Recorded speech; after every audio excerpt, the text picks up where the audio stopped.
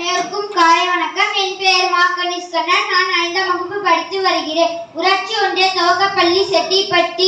நான் பேசப்போக தலைப்பு பசுமையும் பாரம்பரியமும்.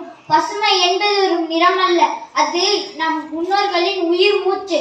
சுத்தமான காற்று, தெளிவான நீர், ஆரோக்கியமான உணவு என அனைத்திற்கும் அடிப்படை பசுமைதான். பாரம்பரியம் என்பது பழங்கதை அல்ல, அது நம் பண்பாட்டின் ஆணிவே. நமது கலாச்சாரம், கலை, இலக்கியம், உணவு, உடை என அனைத்திலும் பாரம்பரியத்தின் தாக்கம் ஆழமாக பதிந்துள்ளது. இயற்கையை இறைவனாக கண்ட இனம் நம் தமிழினம். மரங்களை வெட்டுவது பாவம் என கருதியது நம் மரபு.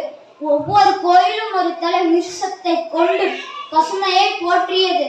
ஆளும் வேலும் பல்லுக்குருதி என்பது நம் பாரம்பரிய பழமொழி. பொங்கல் வைத்து இயற்கைக்கு நன்றி சொன்னது நம் பாரம்பரியம். வீட்டுக்கு ஒரு மரம் வளர்ப்பது அன்று வழக்கமாக இருந்தது. ஆனால் இன்றோ பசுமையை அழித்து கட்டிடங்களை கட்டுகிறோம். பாரம்பரியத்தை மறந்து நாகரிகம் என்ற பெயரில் பசுமையை சிதைக்கிறோம். அதன் விளைவாக மாசடைந்த காற்றும் நோய்களும் நம்மை சூழ்ந்துள்ளன. நம் பாரம்பரியம் இயற்கையோடு இணைந்த ஒரு அறிவியல் என்பதை நாம் மறந்தோம். மீண்டும் நம் வேர்களை தேடுவோம், பாரம்பரியத்தை மீட்டெடுப்போம். வீட்டுக்கு ஒரு மரம் நட்டு பசுமையை மீண்டும் தலைக்க செய்வோம். நம் திருவிழாக்களின் உண்மையான நோக்கத்தை புரிந்து கொண்டு இயற்கையை போற்றுவோம்.